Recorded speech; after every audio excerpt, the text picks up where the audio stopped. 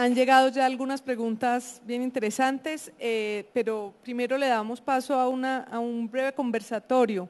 Yo quería preguntarle a John, el Guardian ha sido tal vez el primer periódico del mundo que se atrevió a decir, y lo dijo en julio del año pasado, que le iba a dar prioridad al online, no solamente en filosofía, sino en hechos concretos, que la redacción se volcaba al online, e incluso no les dio miedo de pronto insinuar que el papel se iba a acabar, que en algún momento no dieron fecha que el papel se iba a acabar. Yo quisiera que John nos comentara un poco de cómo ha sido esa experiencia, qué reflexiones hubo de por medio, hay miedo, cuánto cuesta más esa nueva experiencia online. ¿Creen que en ese cambio de darle más importancia a lo impreso, a lo online, ha perdido la calidad periodística? Es un poco que a través de lo que ha sido esa experiencia de un año, desde esa manifestación que hizo el Guardian, nos cuentes, nos dé respuestas a las preguntas de este panel.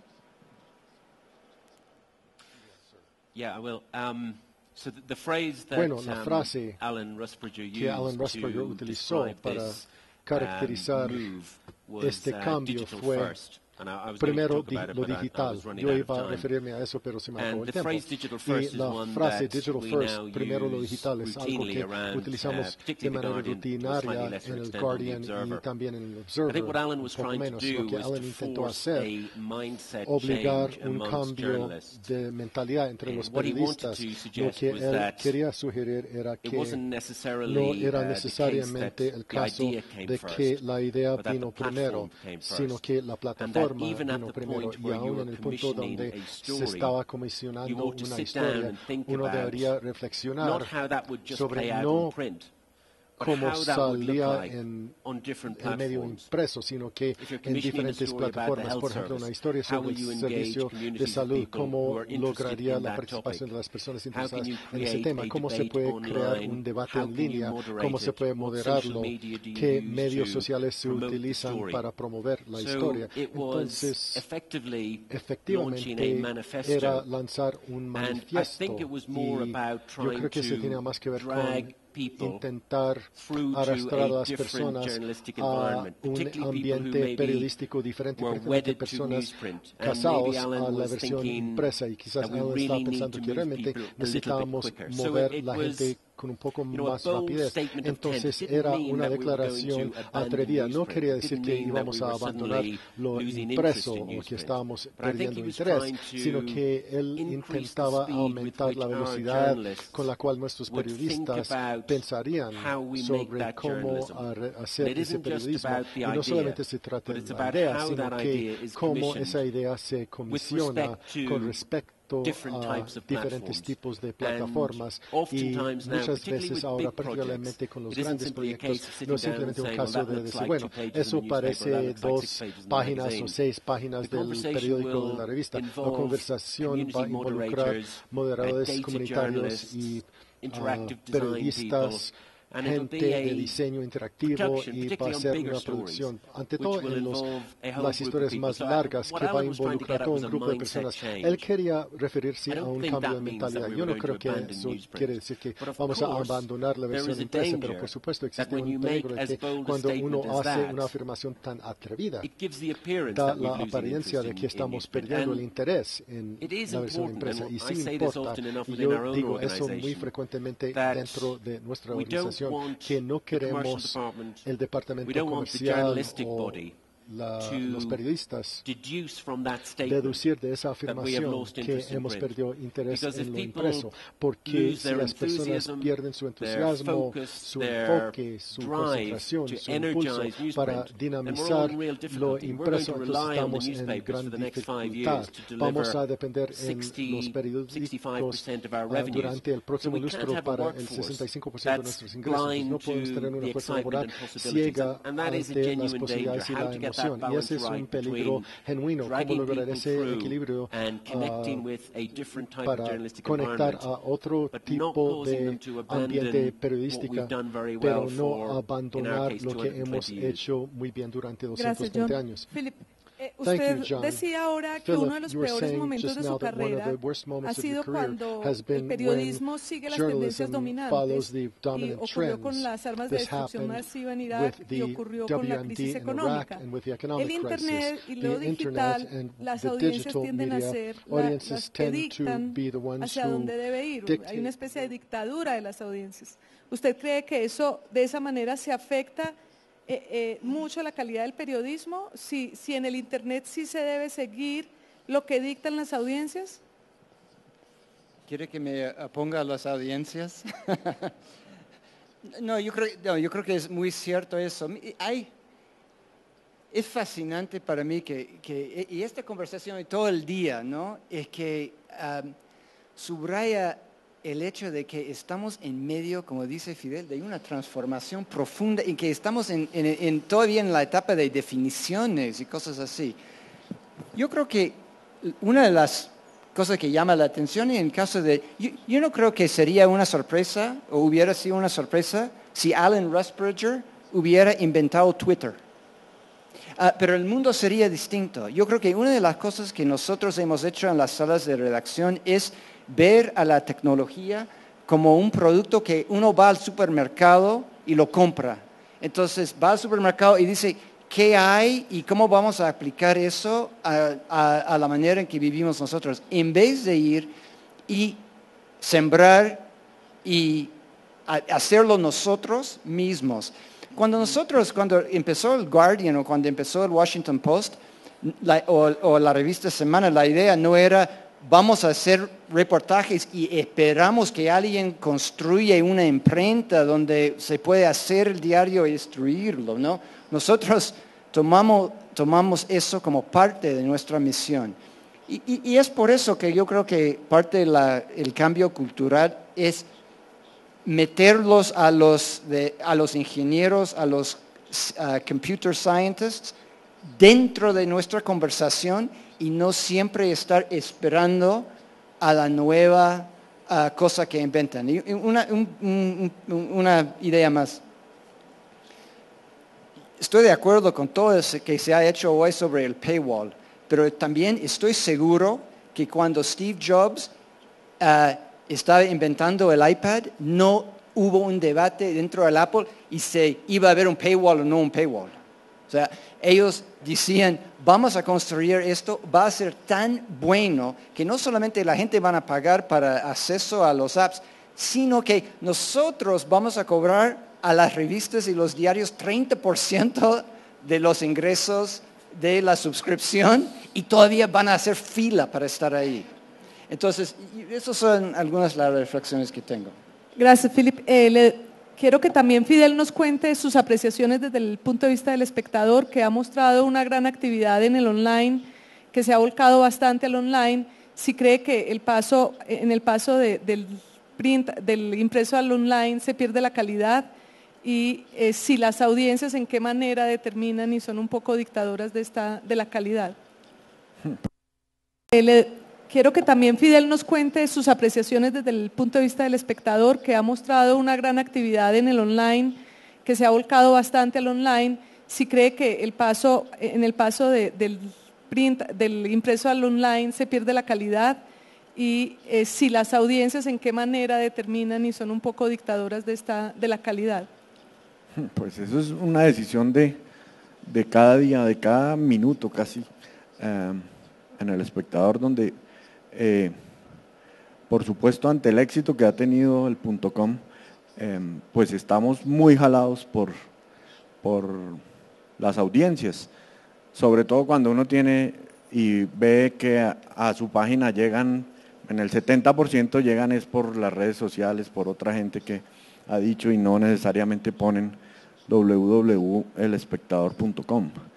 Pero como trataba de decir, el espectador tiene una marca en la que la gente busca en el espectador es periodismo de calidad. De manera que sirve como informativo, sí, posiblemente la mayor masa de quienes nos siguen en el .com van a buscar noticias inmediatas y declaraciones de funcionarios y cosas de ese tipo, pero finalmente la gente que permanece en la página va y busca lo que llamaríamos del impreso, digamos, los trabajos un poco más reposados, más analíticos, más de investigación que desarrollamos primeramente para el impreso o para la versión en iPad. Gracias, Fidel. Han llegado muchas preguntas, voy a tratar de resumir algunas. Esta es para todos. ¿Creen ustedes que en el futuro la financiación de los medios vendrá de la filantropía o podrá financiarse comercialmente como ahora? Y alguien más también decía cómo se imagina en el año 2020 en sus países los medios, qué porcentaje serían los ingresos, cómo provendrían, cómo se sostendrían los medios. John. Well, if I knew the answer to that, I would be a very rich person. Estaría muy rico.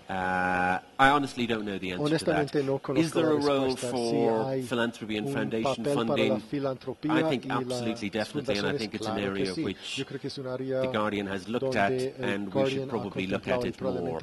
I mean, there is a model in the United States, in national public broadcasting, where there is quite a lot of revenues that are delivered by people who watch it. And I remember when I was living in the States how often there would be charity appeals for money, and people who wanted that station to survive gave it money. The Guardian has done some work with foundations, with the Bill Gates Foundation, Bill and Melinda Gates Foundation, where they have given us a certain amount of money, quite a lot of money, which is directed specifically at journalism around development issues in the so-called third world. And we have had discussions around foundation money. It tends to be money which is directed at very specific types of journalism and focuses of interest. It's very unlikely that a foundation is just going to come up and say, here's some money, have some fun. It might be around culture, it might be around economics, it might be around development issues,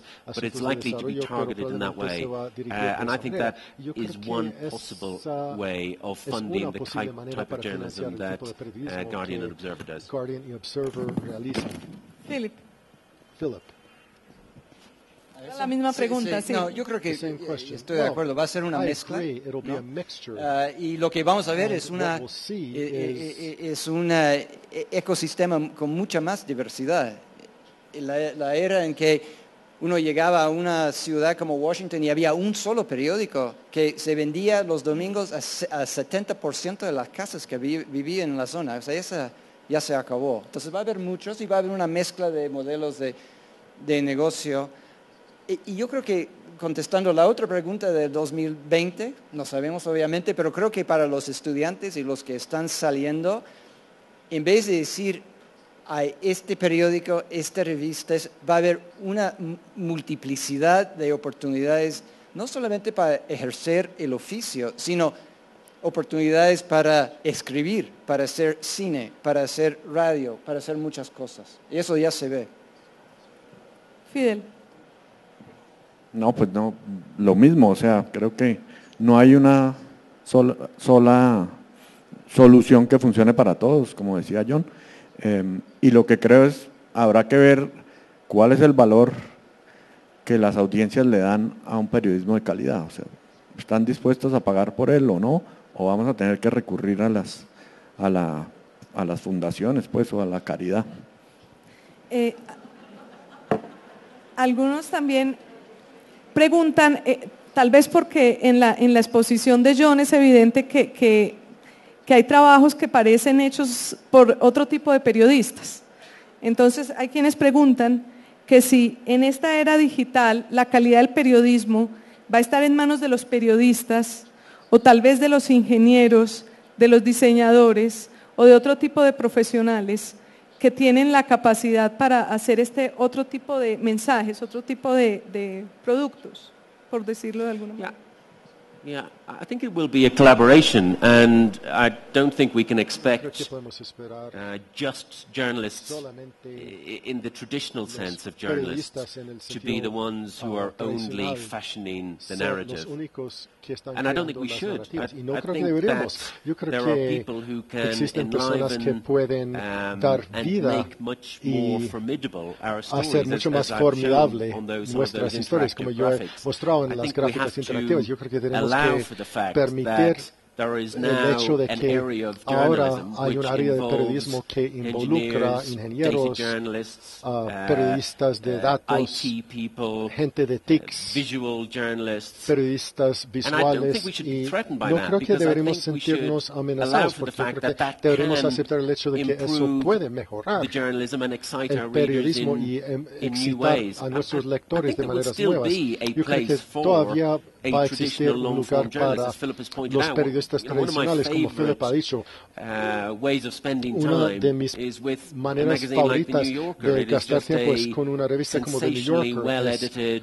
Muy bien redactada, muy bien presentada, y son competencias que se han construido con el tiempo de redacción, de verificación. Son competencias que no deberíamos descartar y que han muy aparentes en New Yorker y otras publicaciones, pero van a haber otros lugares donde florece el periodismo, donde vamos a necesitar otras personas para ayudarnos a crear estas historias. Yo creo que eso es un desarrollo muy bueno, muy inspirador. Muy emocionante. Esta pregunta puede parecer para algunos tonta, pero también puede ser importante. Pregunta Juan Ruiz que si en sus manos estuviera, y pensando solo en la calidad del periodismo, ¿desaparecería Internet de nuestra sociedad?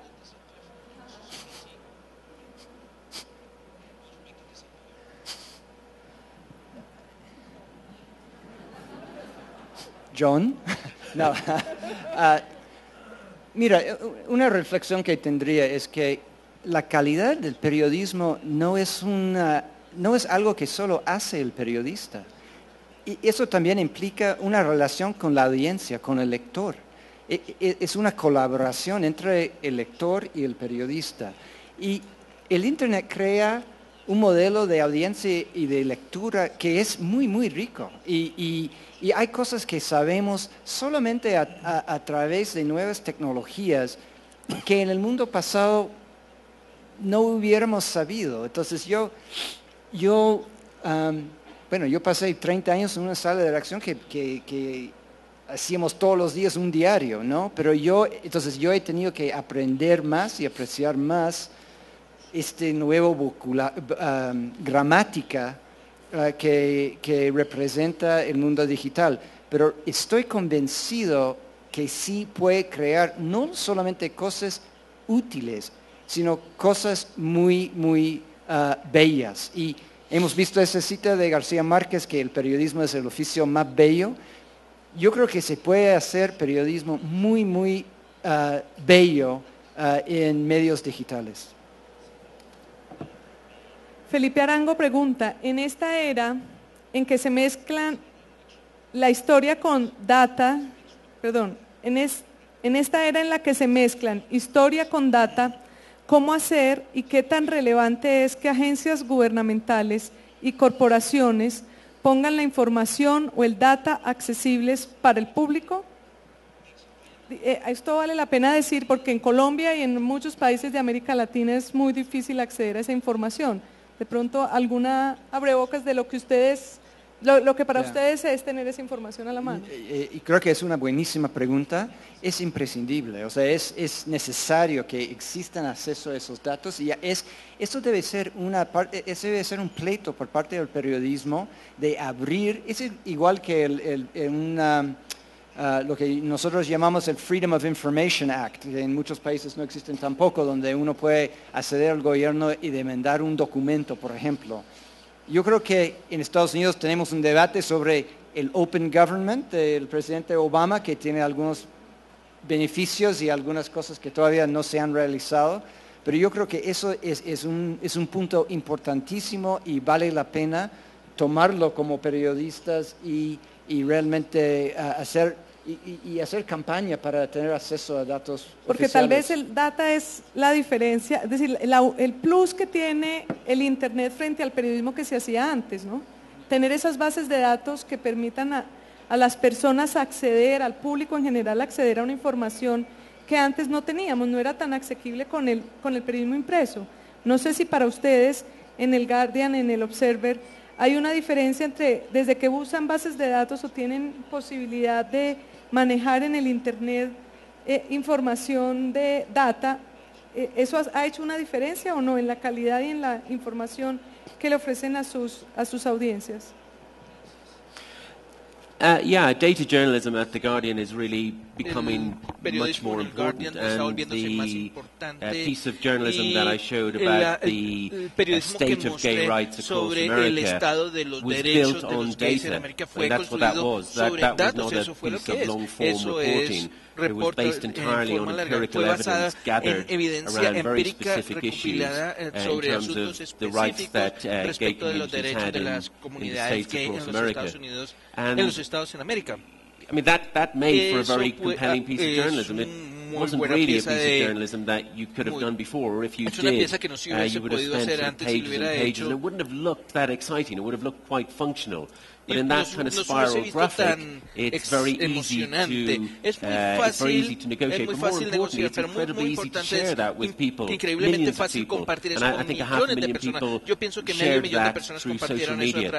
I think just very quickly finish on this. I think the interesting thing about data is that we focus a lot on getting access to government data. And I think the discussion earlier on today focused a lot on the need to maintain transparency at a government level. But I think transparencia a nivel de gobierno, pero pienso que tenemos que forzar este asunto de una sociedad abierta más allá del gobierno. Yo pienso que periodismo abierto es una buena frase porque necesitamos tener fuentes de poder que estén liberando los datos. Necesitamos que sean más transparentes. Por supuesto, necesitamos que los bancos sean más transparentes, los sindicatos que sean más transparentes. Necesitamos que cualquier organización o institución que tenga poder, que libere más datos que sea del interés público. Yo pienso que esa es la razón por la cual el periodismo abierto es una frase que debería tratar de iniciar un debate sobre una sociedad más abierta. Hemos visto años en los cuales se han tomado decisiones en las cuales tal vez si hubiese habido más transparencia, decisiones hubieran sido mejor tomadas por banqueros ridículos tanto en Londres como en Nueva York. Creo de una manera apasionada que el periodismo se beneficiaría de una manera masiva si pudiésemos crear un momento para una sociedad más abierta en general. Una pregunta, un minuto. Okay, just one more question, 1 minute. Pregunta sobre Somebody el proceso de paz. Asking about the peace process, so I'm going to direct this to Fidel Cano. La pregunta es si los medios si los medios van a ser distintos luego del proceso de paz. Yo quisiera agregarle si usted cree que con esta nueva era digital, tal vez los otros procesos de paz que hemos tenido, el Internet no era tan masivo, no teníamos tanto trabajo de medios en Internet, si va a ser alguna diferencia y si hay que tener ciertas consideraciones por ello o son ventajas para nosotros. Yo la verdad solo veo ventajas en Internet. Ahí tenemos a Timochenko con Twitter, o sea, vamos a tener acceso a lo que están pensando, vamos a tener mucho más acceso a la información en el proceso de paz. Por supuesto hay que para los medios, digamos, hay que trabajar con mucha mayor responsabilidad en la información inmediata que podamos poner en nuestros portales, pero yo solo le veo ventajas a que haya mayores facilidades para tener información los periodistas y el público.